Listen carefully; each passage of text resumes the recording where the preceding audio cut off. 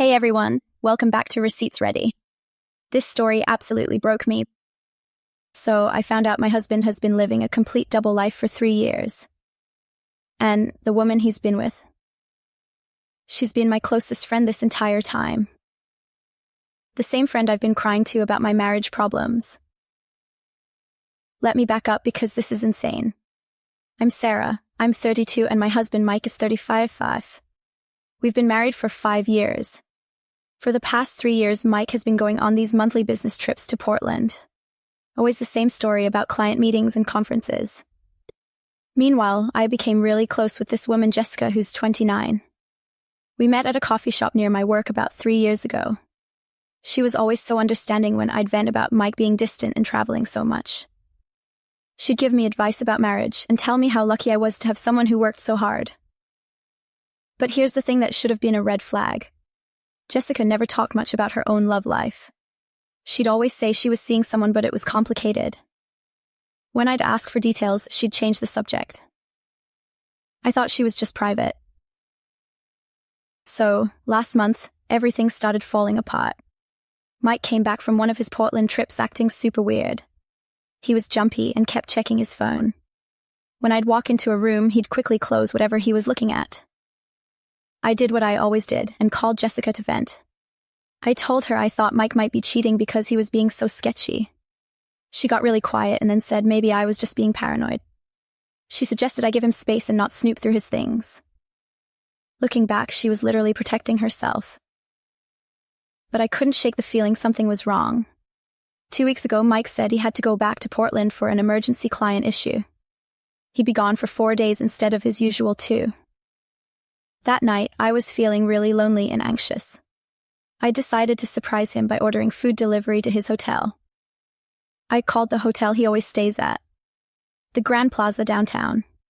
I asked to be connected to Mike Thompson's room. The front desk person was quiet for a moment, then said they had no guest by that name. Not currently, and not in their system for the past 6 months. So I started calling other hotels in Portland. Nothing. Mike wasn't registered anywhere. My hands were literally shaking as I realized he'd been lying about these trips for who knows how long. I drove to his office the next day to confront his boss about these Portland clients. His boss looked at me like I was crazy. He said they don't have any clients in Portland and never have. Mike had been taking personal vacation days for all these trips. 3 years of lies. I was completely spiraling. I called Jessica sobbing and told her everything I'd discovered. I said I was going to hire a private investigator to find out where Mike really goes. Jessica got really panicked and kept trying to talk me out of it. She said it would just make things worse and maybe there was an innocent explanation. But I was done with innocent explanations. I hired a PI that afternoon. I gave him Mike's license plate number and told him to follow him on his next trip. The PI said he'd have answers within a week. I had no idea those answers would destroy not 1 but 2 relationships. So, Mike left for another Portland trip last Friday. I was a wreck all weekend waiting for the PI to call.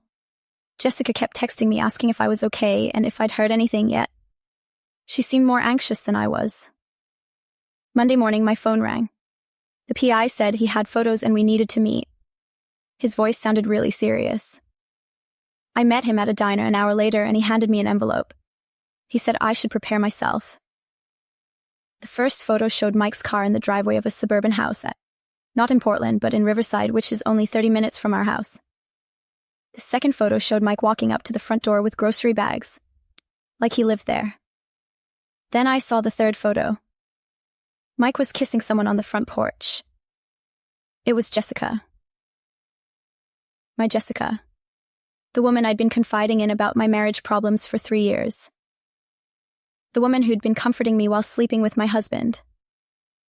There were more photos. And grocery shopping together. Walking hand in hand. Looking like a perfect little couple. The PI said they'd been living together in that house for at least 3 years based on neighbor interviews. So I sat in my car outside that diner for 2 hours just staring at those photos. I felt like my entire reality had been ripped apart. Not only had Mike been cheating, but Jessica had been playing me this whole time. Every conversation where I cried about feeling neglected, every time I asked for advice about saving my marriage, she was the reason it was falling apart. I decided to drive to the Riverside house. Both their cars were in the driveway. I walked right up to the front door and knocked. Jessica answered, wearing Mike's old college t-shirt. The look on her face when she saw me was pure terror. I didn't yell or scream. I just held up the photos and said I knew everything. She started crying and saying she never meant for it to happen this way. That they fell in love and didn't know how to tell me. She said she became my friend because she felt guilty and wanted to make sure I was okay. Mike came to the door and went completely white when he saw me.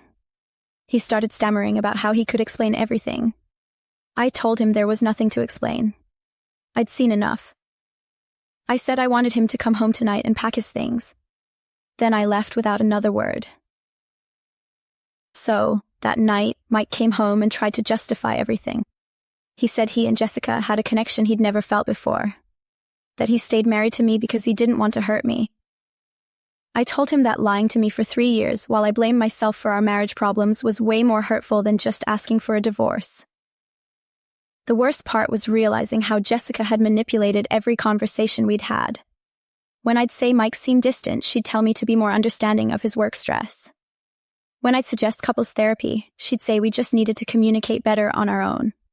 She was literally sabotaging any chance I had of fixing my marriage while pretending to be my friend. I filed for divorce the next week. Mike didn't contest anything because he knew how bad this looked. Jessica kept calling and texting, begging me to let her explain. I blocked her on everything. Some of our mutual friends took her side, saying love is complicated. I cut them off too. The divorce was finalized last month. I heard through the grapevine that Mike and Jessica got engaged. Honestly, they deserve each other. Anyone who can lie that easily will probably do it again. I'm in therapy now, working on trusting people again.